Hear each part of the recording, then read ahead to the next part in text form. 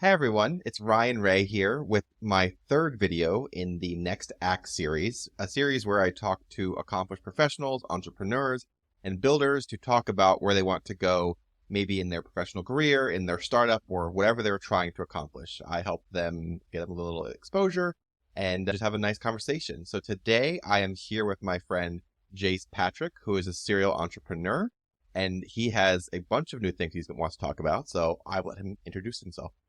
Hey, how's it going, everybody? I'm Jase Ryan. Thanks for having me here. Jase Patrick. I somehow ended up as a serial entrepreneur. Mostly I've been a businessman my entire life, but I'm glad to be here to talk about everything that we've actually been working on together a little bit. So, Jace, just start tell me a little bit where you're from, how you ended up in Miami, and just a little about yourself. Wow. All right. So I'll start with how long I've been in Miami because that's always the biggest question out here. I moved to Miami in 2016. Came here for vacation. Back then, this is everyone's story. Came for vacation, recognized how undervalued the city was, and I told everyone I'm not going back. And so So I was. it's my same story there. I came for vacation and never left. That's how the best ones get here. They recognize that undervaluedness, and I was actually in the middle of my MBA program, and I tried to drop out, Okay. and I couldn't find work here quickly enough, actually. And so I ended up flying back once a month to take exams and ended up graduating. But I've been here ever since. Yeah. It's funny that that story is similar to mine and a lot of people. I moved here in 2017, and I got here with a suitcase and a laptop, no job, friends, no money. And I took a really terrible job just to What eat. did you do? I worked for a law firm Okay. and I did marketing. I would take case files and turn into blogs. So Okay. like really boring case files, I'd make them blogs, so make them SEO friendly. That was like my entire job. I got paid like $35,000 a year to Do what you do got to that. do to get here. Yeah, it was not fun, but That's like goes to show like how valuable it is to be here. Like people want to move here and the wages aren't nearly as good here as they are in other places because everyone wants to be here. yeah, I think that has changed a lot in the last couple of years. I think the wages have increased, but there definitely is still a lot of work to do. But yeah, I think people want to be here, and a lot of people will make sacrifices and really, really hustle hard to make it work here. Yeah, I think we're seeing a transition where people are actually. You used to never say like people don't move to Miami to hustle, but now there's very much a hustle. There's very much a hustle environment here, and in a lot of ways that's really good for the community here, and it's just a big difference from where we came from. Absolutely. So, Jace, tell me a little about where you are from All and how you right, got here. so we had to start off there because you probably would never expect that I'm from a very small Texas town. So I grew up in a town of 300 people. I milked cows every morning. Woke up at 5 a.m., ran a mile and a half to the dairy barn, milked cows. That took about 2 hours, got a ride back. Went to school, did the same thing in the afternoon. And that is just kind of where my business philosophy, my attitude in business came from. It's interesting. Our story is very similar. I grew up in a town of 400 people in Pennsylvania, and my first job was moving cars around a junkyard. Like that was my first job. It was like $5 hours. I don't even know if they paid me. I don't Did remember. you ever find any cool things there? Oh yeah, I loved playing around in the junkyard. I find like these ridiculous like cars that were lost. But anyways, yeah, that was my first job, and I was in a town of 400 people, so I know what that's like. Yeah. Um, and What was dating like in a town of 400 people? non-existent, Yeah, same here. non-existent. Like it really didn't. Yeah, that wasn't. In It the really whole wasn't a thing. county, yeah, the whole No. county. You just waited to get out of Yeah. there. I mean, I left my small town when I was like 17. Yeah. I was like, peace out. But so let's continue. So your small town in Texas. Where'd you go after that?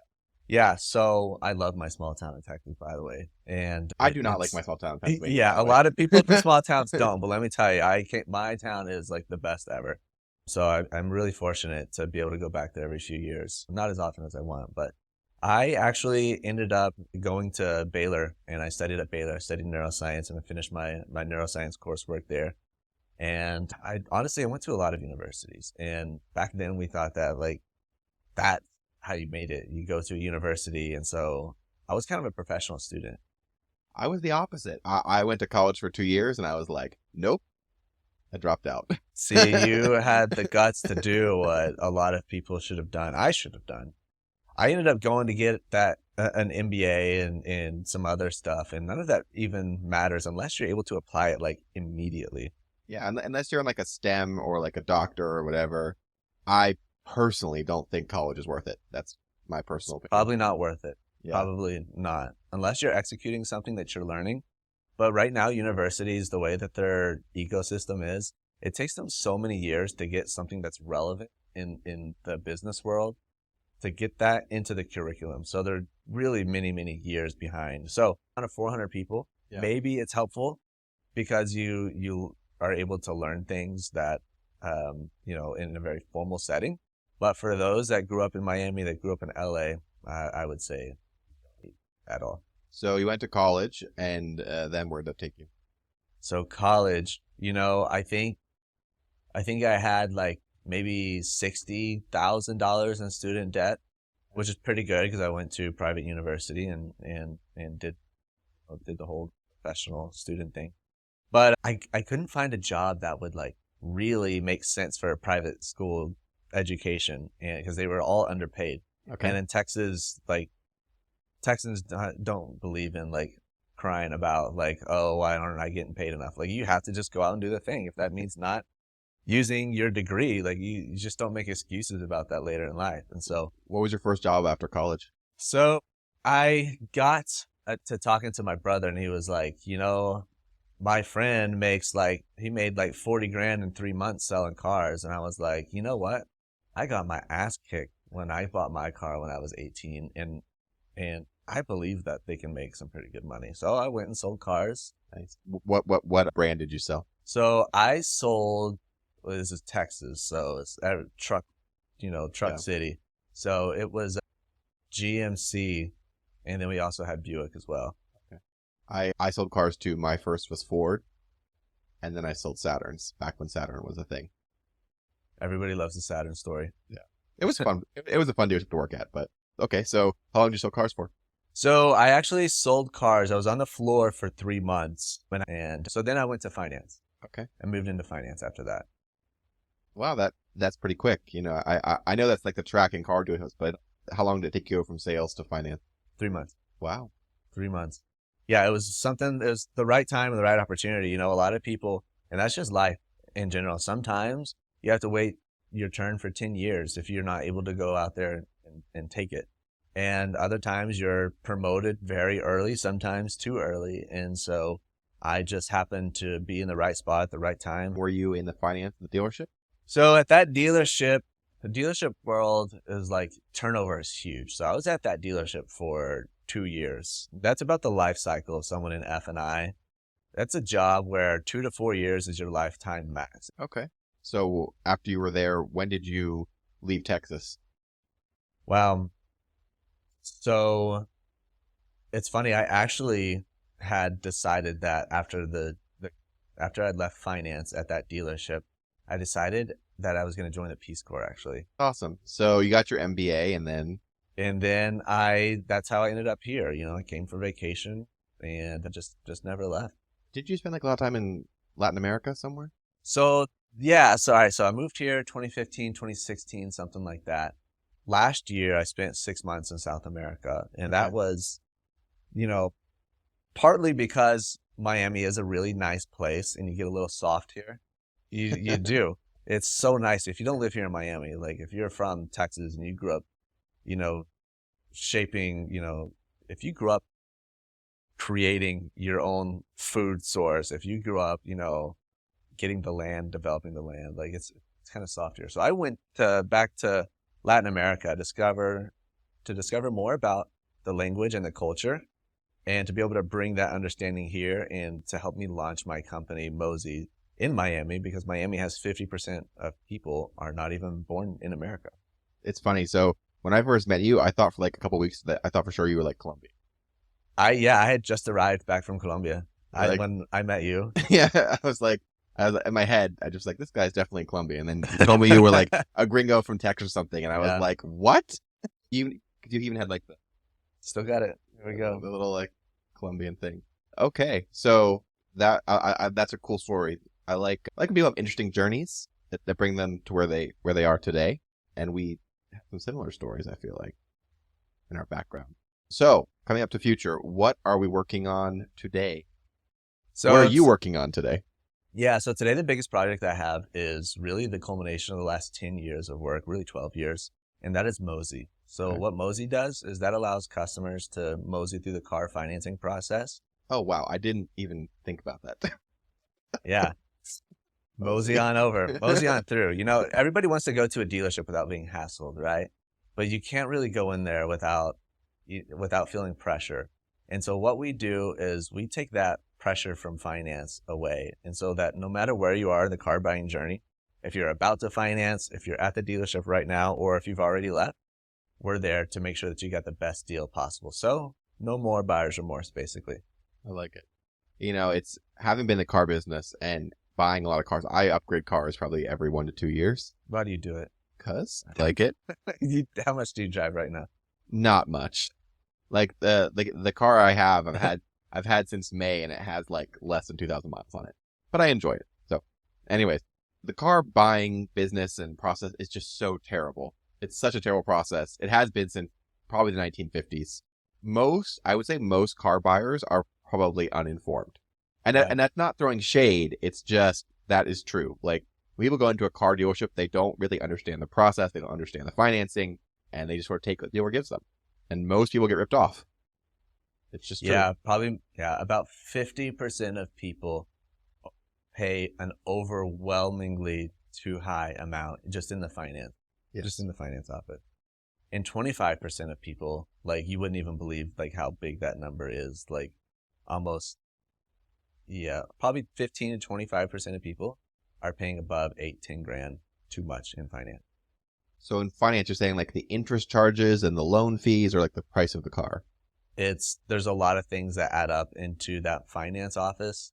And so you're talking about things that can be added to what's called the front end of the car too. So there's a lot of mixing around that a dealership can do. So I'll answer that by saying this, by giving you a little background. The dealership can make money on the price of the car you're trading in, and then on the finance. So the best way to understand this is just to not even talk finance whenever you're buying the car. Hopefully you can at least pay the internet price or better, and then all you negotiate is a trade-in.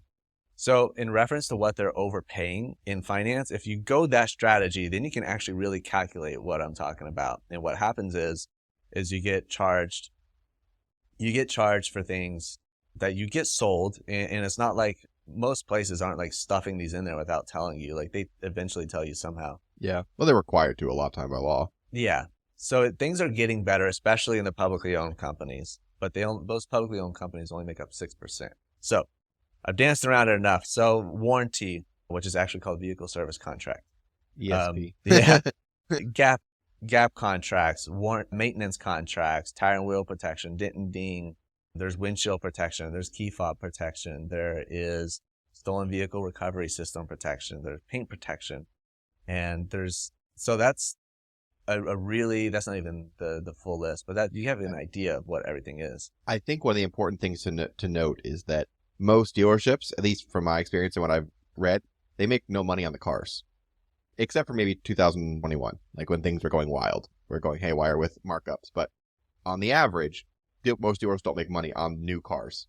I'll tell you, finance is 100% profit. Of course.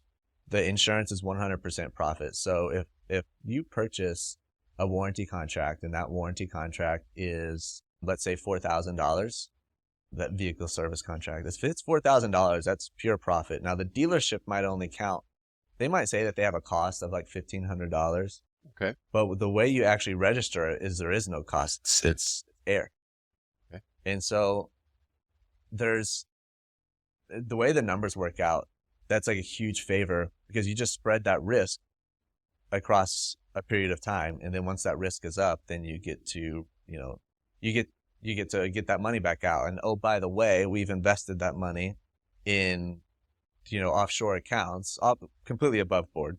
But, you've got an opportunity to really see a lot of gains in that. The dealer risk. does. The dealer does. Yeah. So, do you know on average, like how much does an average dealer make on finance per transaction, just an average?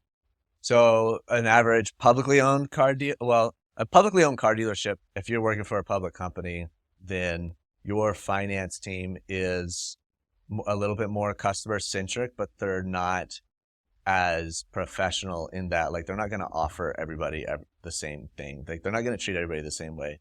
If they feel a little bit of hesitation, they're just going to back down and not even offer. You can manipulate the numbers a lot of different creative ways. Yeah. But in the most meaningful way, I would say for a Honda dealership, it's about $5,000 per car. Okay. That's quite a bit. If you finance it all. And there's a heavy majority of people that fall into we made a lot of money on this person. And then there's probably like 15% of people that like you just didn't make any money on. Good to know. So let's talk about how Mozy is helping this. So how does Mozy upend this process? What Mozy fixes is something that other companies aren't able to. So a lot of other finance companies, they're beholden to the dealership. They have to do what's best for the dealership. When you go into a dealership, that whatever bank you went to, they work with that dealership. And so your one deal is minuscule in comparison to the dozens or even hundreds of deals that dealership sends to that bank.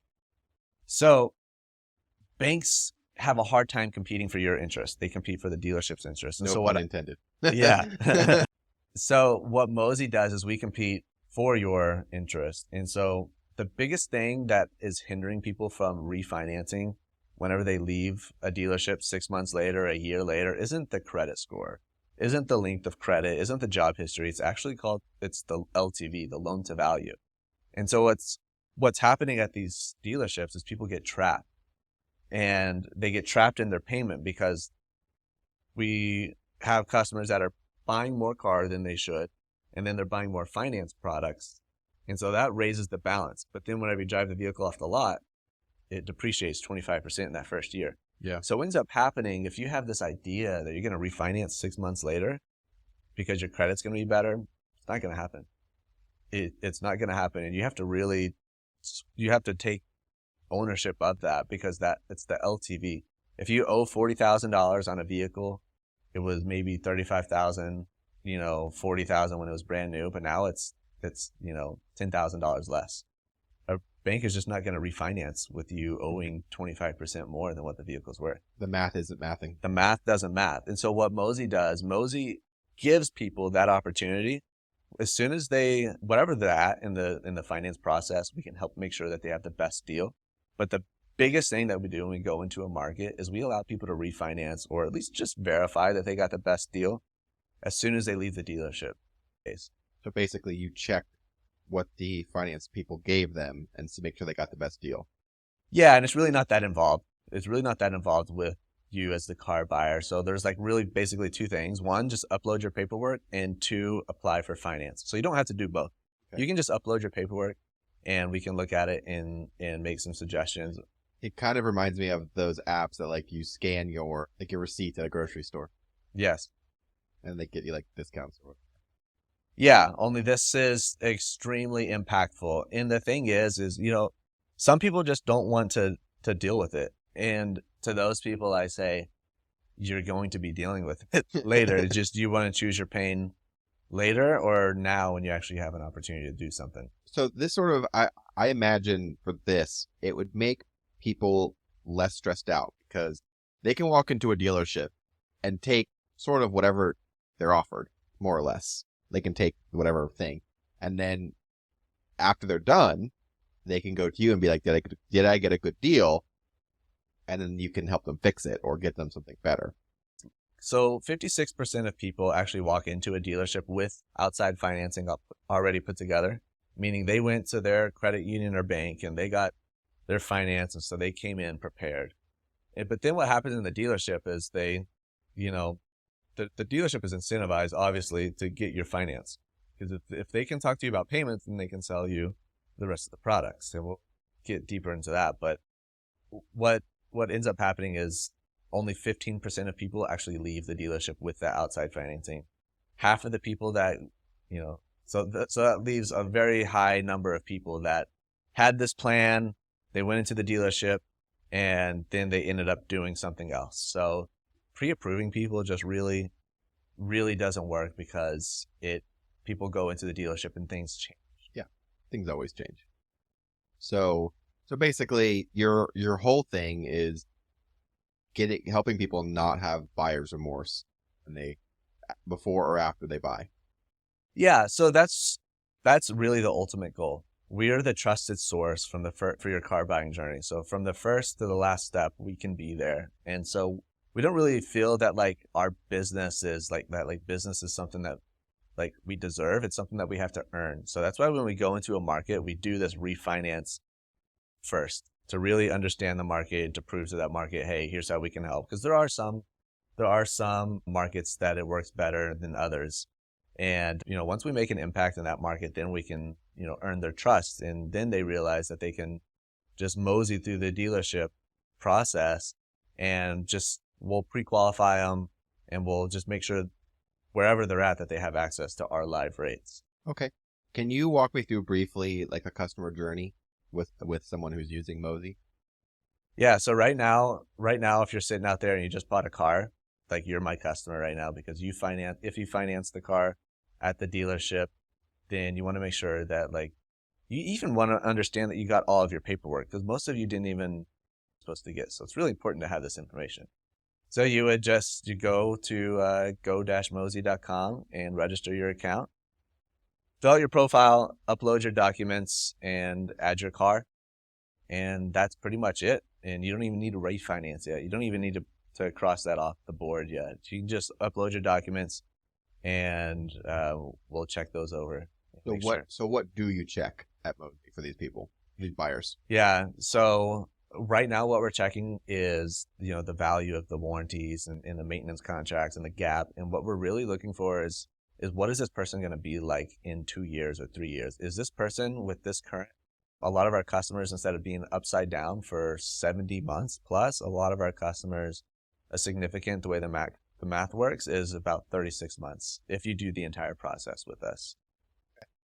And where are you with Mozy right now? Have you launched? Do you have customers? What is happening? Yeah, so we're doing an alpha launch this week, actually.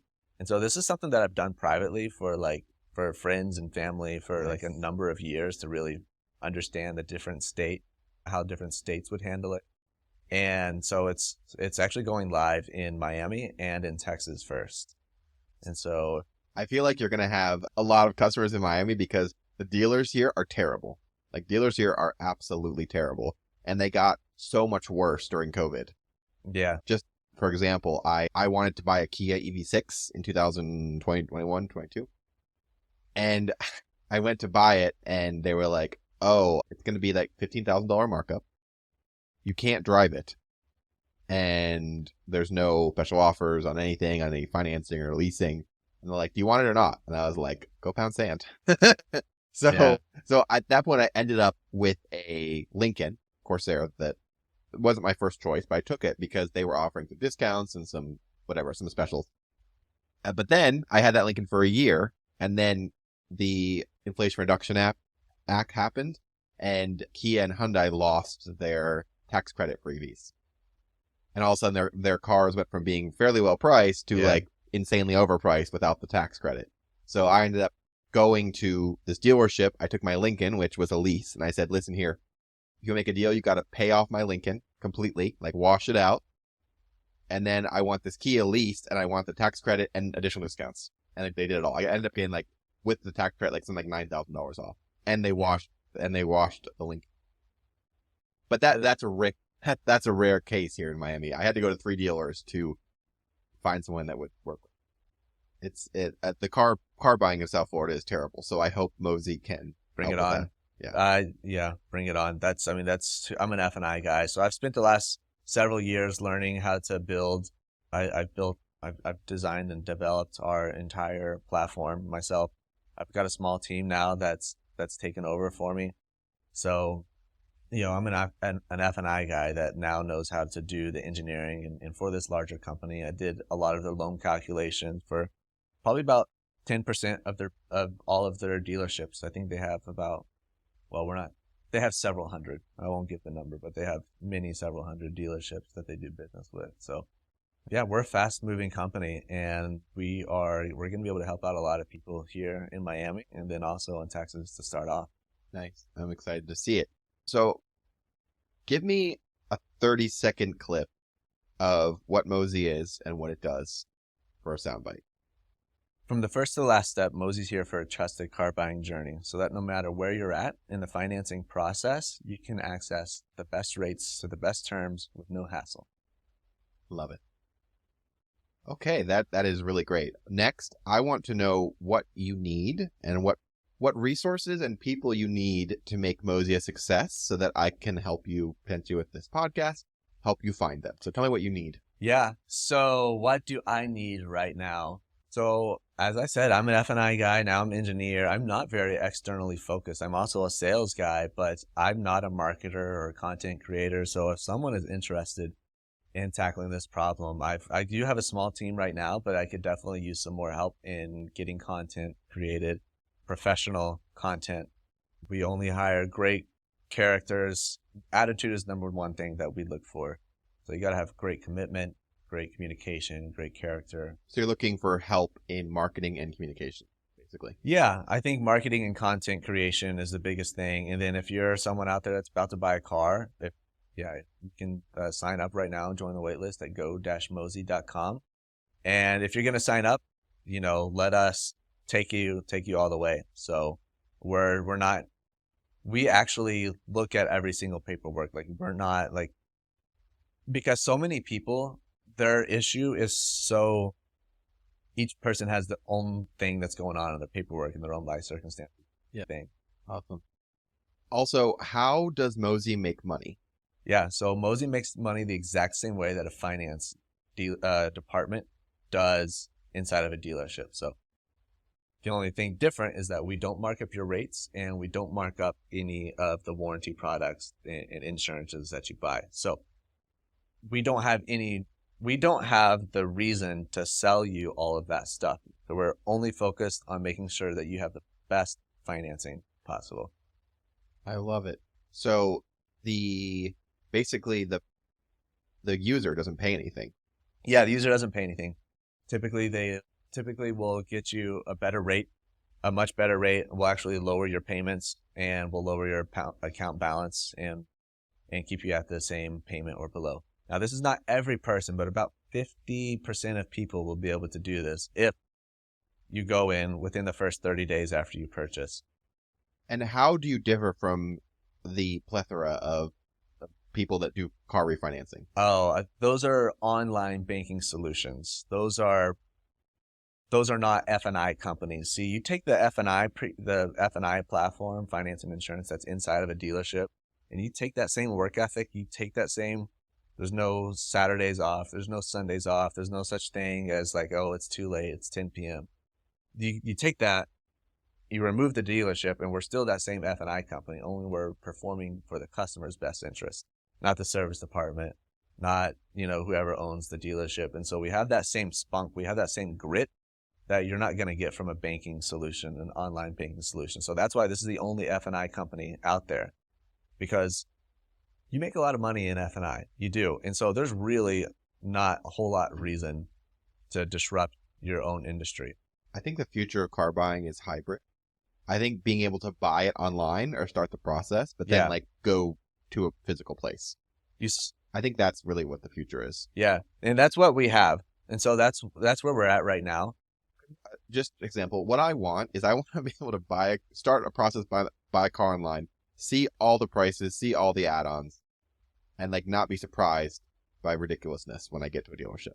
That's what I want more than anything. Yeah. And so that's we've got some things in the pipeline to help make that happen. And without, giving away our complete strategy, what we want to do, what we're doing is we're making sure that people can walk into a dealership and pay the actual online price, the featured price. Yeah. The car business, the car industry, automotive industry is on shaky ground right now for multiple reasons. So it'll be interesting to see. All right. So in closing, is there anything you want to add, or anything you want to simply request help with or anything like that before we wrap it up? Yeah. I want to also let everyone know I actually have a digital business card platform as well. And so yep, we actually have rings that are your business card as well. So you can go to levl.store. That's www.levl.store. It's a professional level business card. Kind of reminds me of the Amex Black cards. Yeah, yeah. The physical business card is basically a black heavy metal lasered engraved, and we also need some content creators and marketers for that too. Okay, awesome. So we've got a lot. I will include your LinkedIn and information with this video. Thank you once again, Jase, for being here today. Really appreciate Thank you it. so much. Go Mozy. And let's fix the car business, Let's do or it. the F&I at least. Start with F and I. Thanks, Jase.